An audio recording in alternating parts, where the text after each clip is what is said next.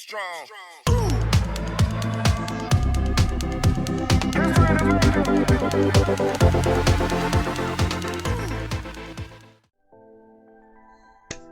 Okay. I have not fallen off the face of the earth. I am still here. A lot has gone well over my head the last couple of weeks, so I do apologize. I did say I had some big things planned during my boxing of the Scarlet and Violet box.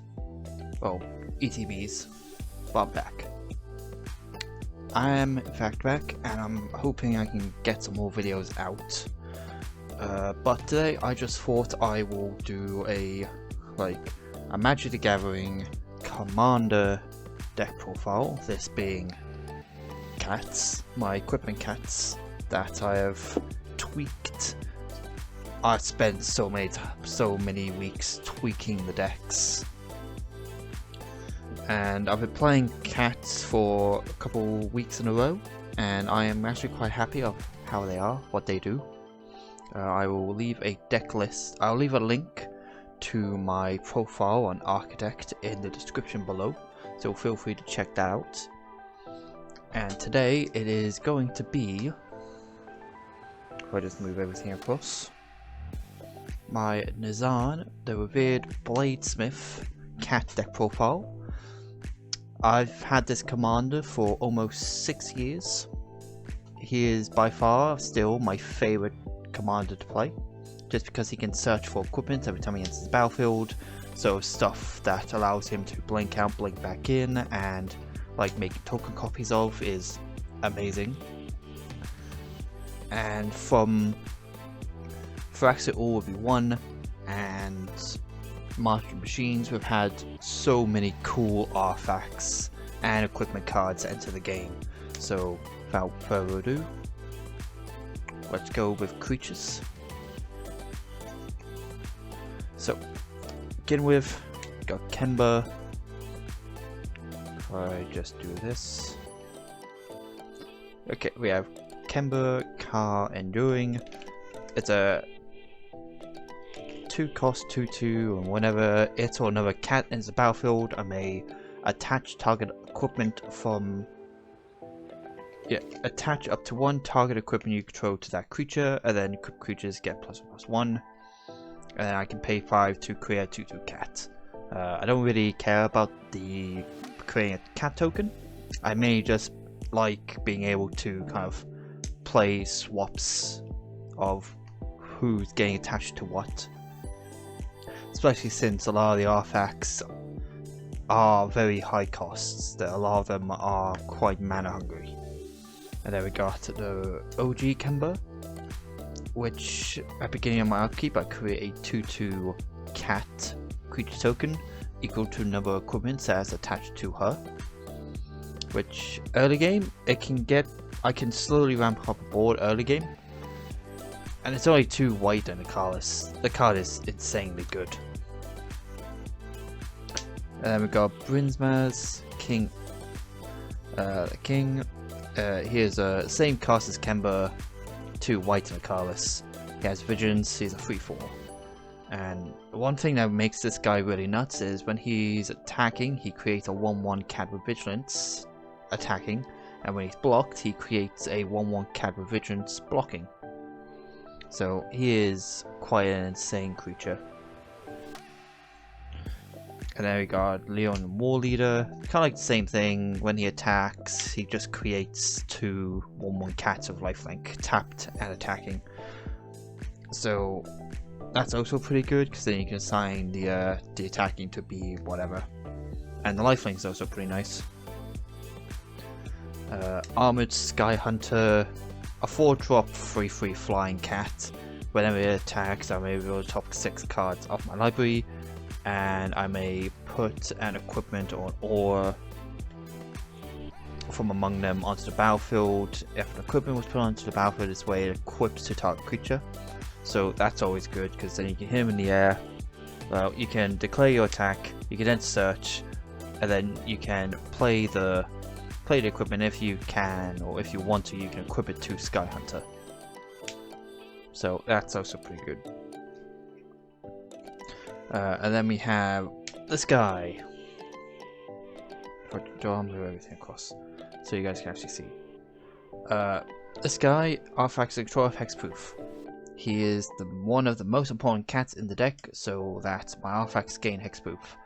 And I also try to give himself hexproof or shroud when equipping like lightning greaves or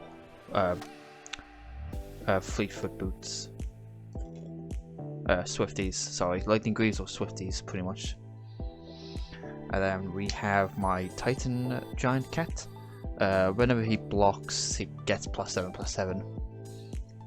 Like he is a 7-drop 4/7, and you can pay a white to gain protection from any color of your choice.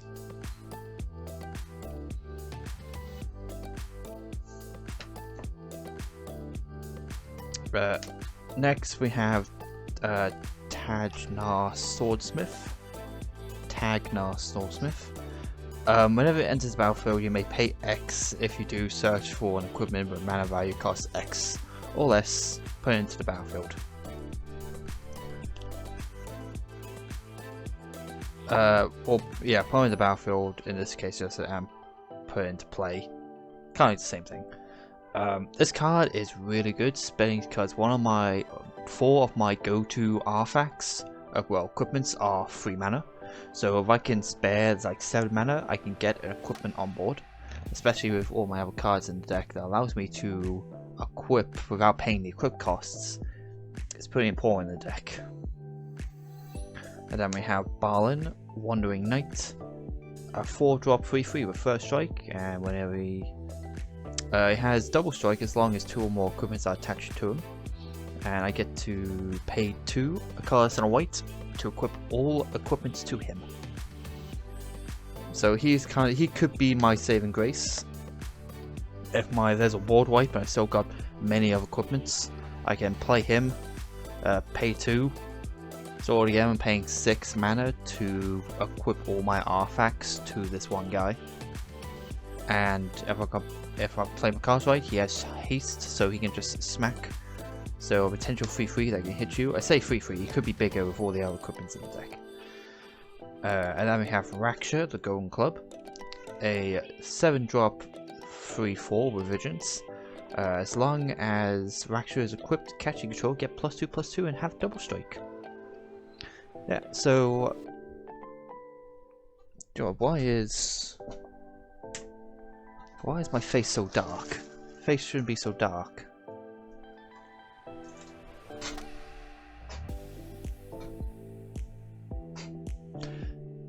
That didn't do anything. Okay.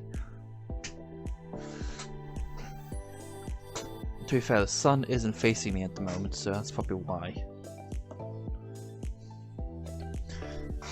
So yeah, as long as he is equipped, all cats have +2/+2 double strike. He is a pain in people's butts, because he also counts himself. So he also has +2/+2 and has Vigilance. So yeah, he is a very important cat. And then for the last white creature, we have an artifact creature equipment cat known as Lion Sash. Lion Sash is a 2-mana drop 1/1.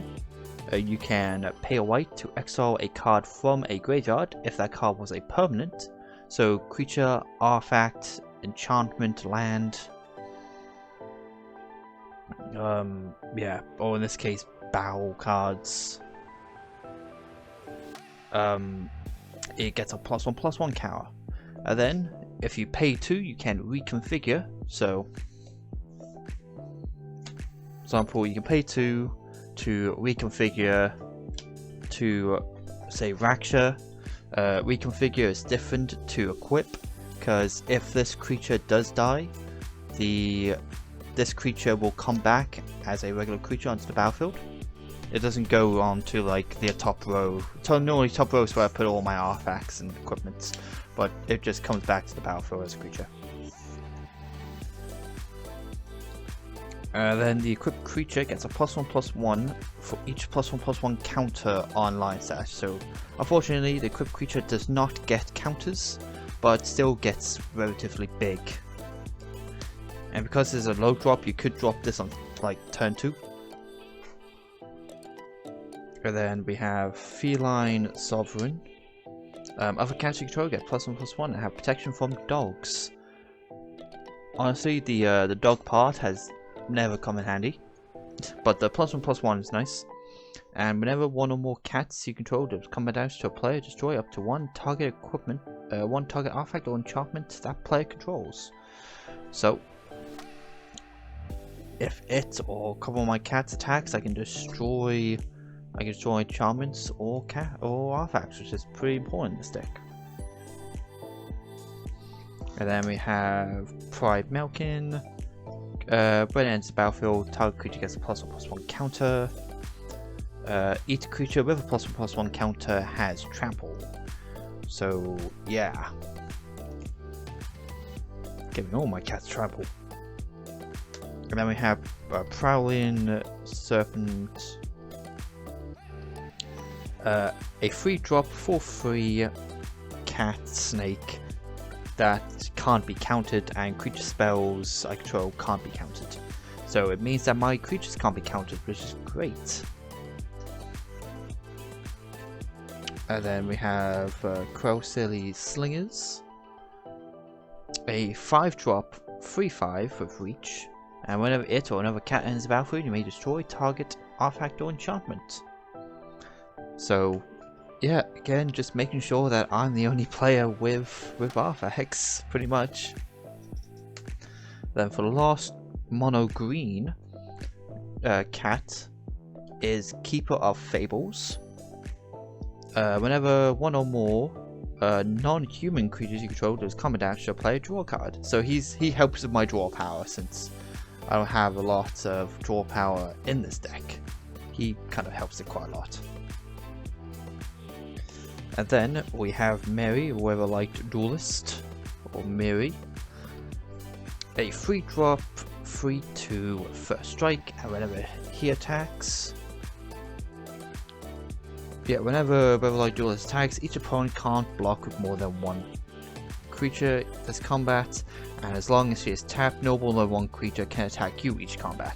So it really helps, because they can only block one if she attacks, and if she's tapped, only one creature can attack me. She is insanely good in the deck. I think out of all my cats, I think this might be the most expensive in the way of like Great British pounds, like either 15 to 20 pound, I think. The card's nuts. So that's kind of it for the main deck creatures. But technically this is a deck of 101 cards because I am using the companion. So I'm using my Orphan Guard. This is the new printing from Masters of Machines. I love this printing, it's so cool. Companion, and the companion. Each creature in your starting deck is a cat, elemental, nightmare, dinosaur, beast card. This can be your companion. And then you can pay 3 mana, 3 colors mana, to add this to your hand. Because it used to be the case of you pay 3 mana, bam, summon it from the companion zone to the battlefield. They changed that during 2020 for some dumb reason. While we couldn't actually play, so they would have done it on Arena. It goes to your hand instead, and then you have to pay 3 mana to play it. A little bit slow, but that's how it is. Itself has vigilance, and each creature that's a cat, dinosaur, nightmare, elemental, beast gets a +1/+1, and has vigilance. So again, it doesn't really mean a lot, because annoyingly, if Mary's on board, it's not going to be tapped unless you can physically tap this. But having one that can attack is still pretty good. Now for the artifacts. I am only running 4 basic artifacts in this deck. So we have, obviously we're playing a commander, so we have a Solving, Herald's Horn, Cool Cats. Cats cost 1 less. Look at top card of a cat. Look at top card if it's a cat, add to my hand. If not, put it back on top. And then we have my Semblance Anvil. This card is insanely good. It got a reprint in Brothers War. It has imprint, so enters the battlefield and may exile a non-land card from my hand. And then spells you cast that share the spells you cast that share a type with the exile card cost 2 less. So if you exile an artifact, all your artifacts cost 2 less. Exile a creature, your creatures cost 2 less. If I exile this though, my artifacts and creatures cost 2 less. Pretty good. The card is quite insane. Only it's under like £3. It's like under £3 card. It's insanely good, and I do want to put it in my Rammus deck too. Okay, for the last basic artifact, we are running the Great Henge. I know the Great Henge is quite pricey, but it is getting a reprint, so it might go down in price. If you're able and your finance is pretty good, you can get yourself a Great Henge. It's 7 colorless and 2 green, but it costs X less, where X is the greatest power among creatures you control. So it could just cost 2 green. It taps for 2 green and you gain 2 life. And whenever you cast a creature spell, the creature comes in with a +1/+1 counter and you draw a card. Insanely good. There's also been quite a funny time where my friend Marcus, you know him as like Gimme, for your older, for the people who's been here for longest on the channel, he was one who plays all the gimmick decks. He bought the Poison Commander deck, the Atraxel one from Firaxel 1. And yeah, he was able to take my Great Henge from the top of my library and then kept using it. It's like sad because now I don't have my Great Henge, he has mine. It's like, ah, oh, damn it. Oh, it's so sad. Okay, so coming to the equipment, I have a total of 1, 2, 3, 4, 5, 6, 7, 8, 9, 10, 11, 12, 13, 14, 15, 16, 17, 18, 19.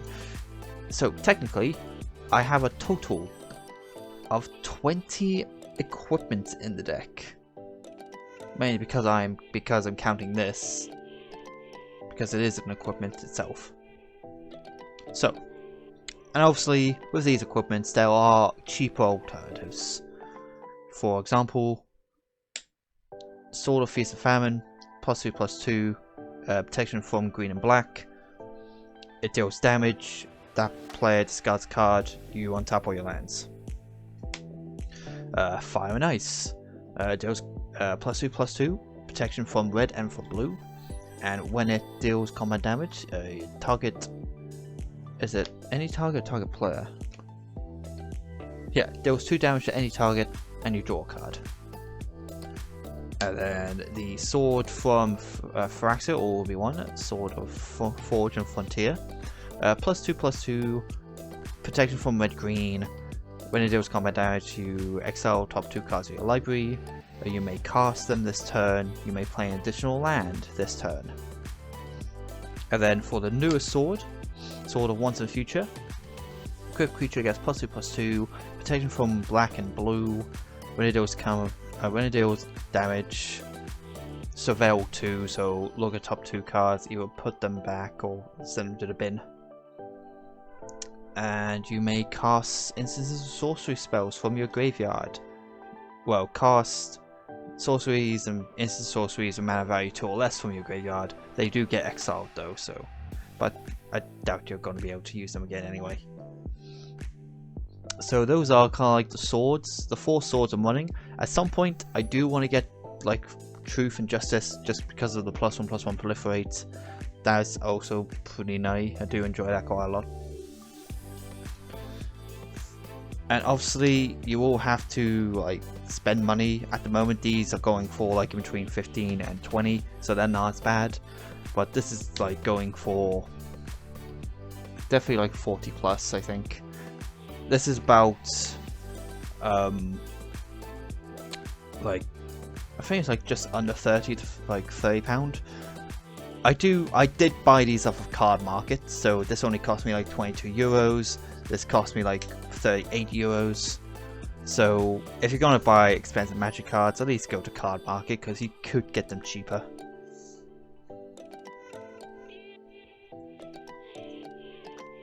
Now for all the regular artifacts: Thrifty Boots, Hexproof and Haste, Lightning Greaves, Haste and Shroud, Cloak of the Bat, Flying and Haste, Shadow Spear. My camera can please doesn't want to focus.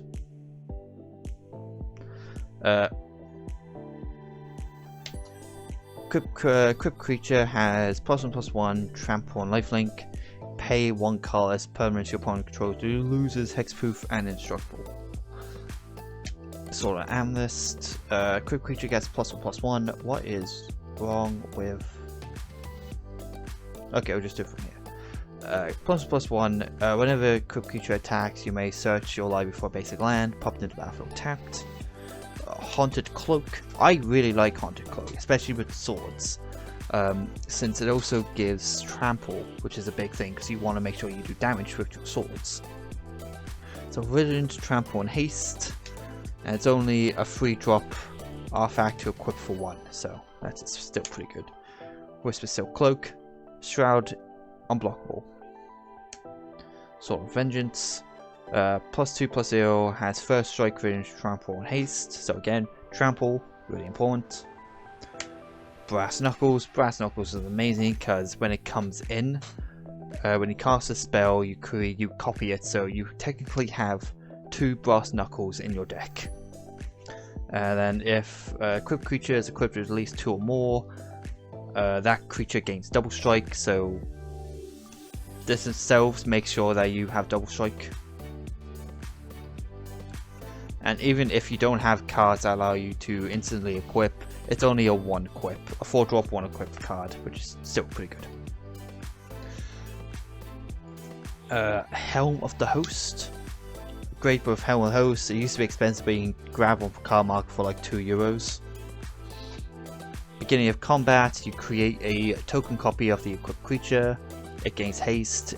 If it's legendary, the token isn't legendary. Yeah, that's every combat, so I can use this on my Nazahn to... Oh, combat! Here's a new one. Oh, I search for an equipment. Whoa! Oh, it attacks. Now I can tap 2 creatures. It's stuff like that, and it is pretty nice. And then Hammer of Nazahn. Enters the battlefield. When it or another equipment enters the battlefield, you may equip that equipment to target creature. Crypt Creature gains Indestructible, +2/+0, has Indestructible. So yeah, the card is really nice to have. I still do to this day. If I see this in my opening hand, I will mulligan. I will mulligan if this card's in my hand, just because I don't want to see it. Then we have the big armor that +6/+6. Whenever Crypt Creature attacks, destroy target permanent. Yeah, imagine being able to like equip that for free. That is pretty good. Like a lot of most of the artifacts you'll see here, I say most, about half of them, they come from the 2017 Cat Commander deck, which is the one featuring like Nazahn or War of the Wild or my Duelist. And then we have for the colored, we have Belt of Giant Strength. Crypt Creature gets +10/+10. It costs 10. The equip costs X less, where X is the power of the targeted creature. Maul of the Sky Cleave, a 3-drop, 4 equip. Enters the battlefield. It equips to target creature, and target creature gains +2/+2 flying and first strike. A really good early game equipment. And then Behemoth Sleds. Crypt Creature gets +2/+2, has Lifelink and Trample. Again, a good amount of my artifacts have Trample because I want to make sure that the swords actually do their thing. Because untapping lands, nice, drawing a card, even better. being able to cast more cards, and being able to cast cards from my bin. Ooh, excellent.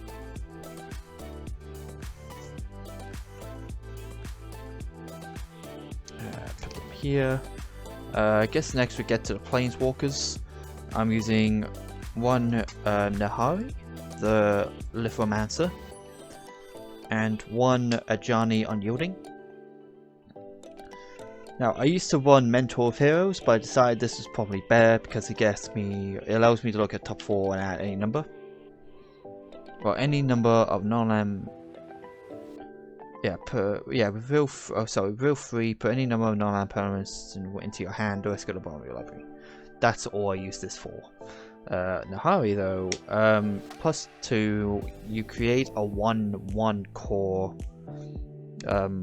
token, and then you may attach equipment to it. The next 2 is I may put an equipment from my hand into the graveyard, well, from hand or graveyard onto the battlefield. So if I don't have any of my like enchantment or artifacts, let's say, I can just, when it enters the battlefield, it equips to a guy, I can just do the next 2. And then the next 10 is I create this token,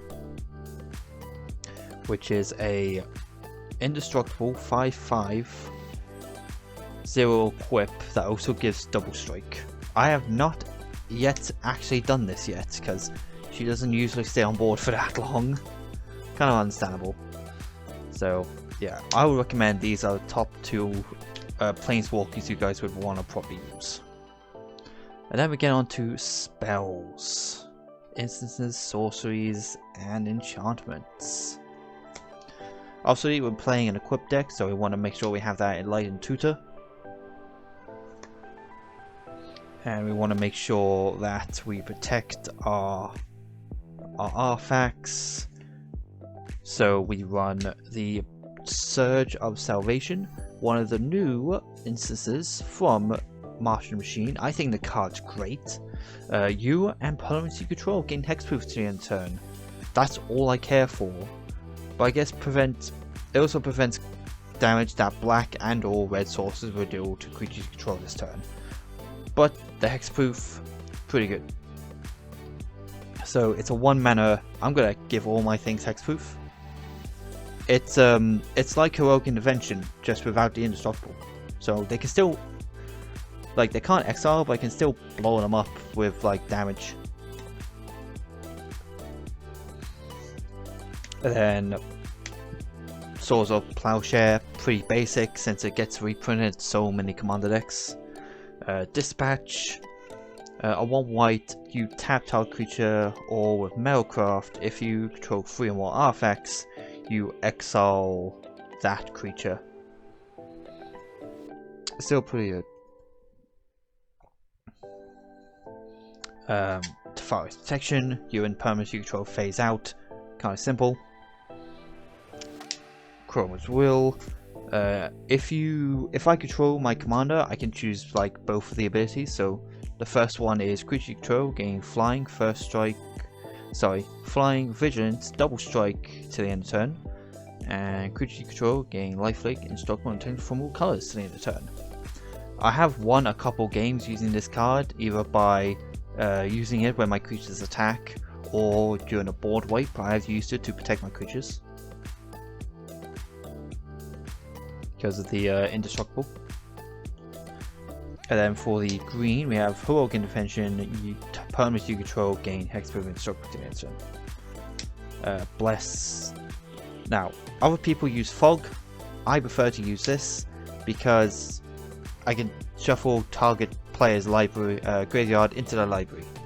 It also says you don't take any more combat damage, but usually I do it on myself so I can stay in the game, shuffle my bin into my deck. And then this, a 1 white, 1 green instance that allows you to search your deck for a card and add, search your deck for a creature and add it to your hand. The card's insanely good. I do like it quite a lot. It allows me to search for my cats that I need, usually either Barlin or one of my small cats that gives trample. Now for sorceries, it's the same with Enlightened Tutor. We want Steel Shaper's Gift, search for equipment, add to your hand. Open the armory, search for an ore and equipment, add to your hand. And then we want a Wrath of God to destroy your creatures currently generated. Farewell to just mainly exile enchantments. Oh, one moment, that's my front door. Okay, that was just Amazon. I had a couple packages arrive. So, farewell. Usually get rid of annoying enchantments. And then for the last white sorcery, being Brilliant Restoration, a 7-drop sorcery that allows you to return all artifacts and equipments from your bin to the battlefield. I use it a lot to basically bring back all my good artifacts that have been destroyed. A lot of them are using my equipments. So the Sword of Feast and Famine, that's back. Even my Great Henge, that's back. So a really good card, and I think it's worth 7 mana. And now for the green sorceries.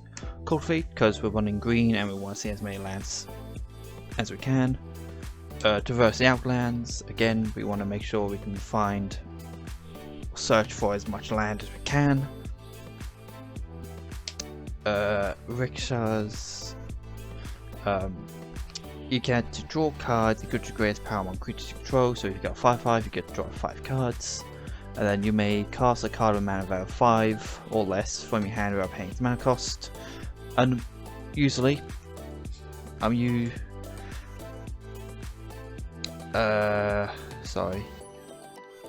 usually I'm drawing either 6 or 7, which is pretty good.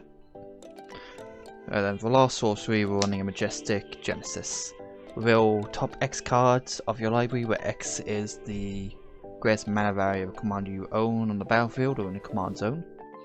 And you get to, you may put any number of permanent cards from among them onto the battlefield to put the rest of the body library in a random order. So any lands, any of my artifacts, any of my creatures get put onto the battlefield. This card is truly insane, and it's like £3. Or at least at the moment it's £3. Usually because it's a card that can only really be used in Commander. But still.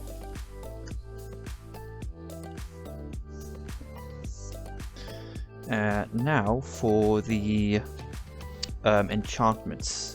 Run 5 enchantments at the moment. So we're running this. One white enchantment that says you may cast ores and equipment as though they had flash, or whenever an equipment enters the battlefield, you may attach it to target creature you control. So yeah, this is another early game. I'm gonna play this, and then gonna cast a artifact, well, an enchantment, equipment. Bam! It's gonna go straight to my hand, straight onto this creature. Yeah. And then tribute to the World Tree. 3 green enchantment whenever a creature enters the battlefield. If it's draw a card if its power is 3 or greater. Otherwise, put 2 1/1 counters on it. So again, I do have about half my cats are big, so I'll be able to draw a card. If not, they get counters. Again, counters mean that if I do play my Pride Melkin, it means they also get trample. Unnatural growth. Pretty simple. At the beginning of combat, double the power and toughness of creatures you control to the end of the turn.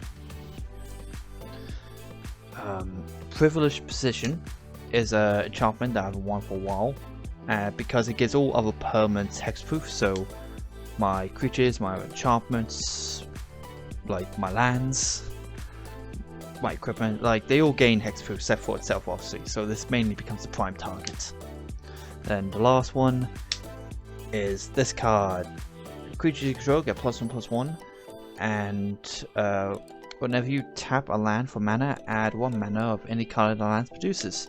So it just mainly means I can double my mana, which is great. Means I can play more artifacts. And then we come to the lands. I've got a total of 34, I think, 34 lands in this deck. 34. I think it's 34. I think my citizens are 36. So we're running commander, so we're gonna run command tower, tap for any mana in color, command's color identity, running reflecting pools, adds 1 mana of any land that you control that could produce. So if I got green or white, it could tap for either green or white. Path of Ancestry, tap adds a color to your like command's color identity, and then if it was used for cast a cat card, I get sky 1. I'll claim territory, choose a creature type, it taps for colors, or it taps for a color, a green or white situation, but that mana can only be used to cast cats. Thriving Health and Thriving Grove mainly comes in, declare a color, it taps for a white or that color, so usually white green, green white. And then we got Canopy Vista. I'm running altogether 4 lands that can come in untapped. Well, Overgrown Farmland, Sunpel Grove, and Fortified Village. And for our colorless, we are running Relinquished Tower just so we have a limited hand size, and a Rogue's Passage to make sure that our creatures are not blocked. And then we are running, I'm pretty sure I'm running 12 of each land, so 1, 2, 3, 4, 5, 6, 7, 8, 9, 10, 11. Oh, sorry, 11. 1, 2, 3, 4, 5, 6, 7, 8, 9, 10, 11. Okay, so I'm running 11 plains and 11 forests. 11 forests. And yes, I did grab all of the plains and forests from Kamigawa because I think they look sick. I know, I like my lands to look the same. I think that's just me. So yeah, after playing the deck for like almost 6 years, tweaking the deck every time a new set comes out, I am very happy of how this deck plays, and hopefully you guys also enjoy how the deck plays. I do have more plans to do. I do have plans to do more videos next week. Hopefully I can play test my other decks and make sure they're working. I do want to play my Citizen deck, make sure that's okay, because I really like how that deck plays. It's like a Jetmir, have an update Jetmir to probably do, and maybe my other artifact deck, my Rammus. I haven't actually done a profile of the Rammus yet, so I might do that soon. So, as always, make sure to like and subscribe if you want to see more videos, and yeah, I will see you guys in the next video. Bye.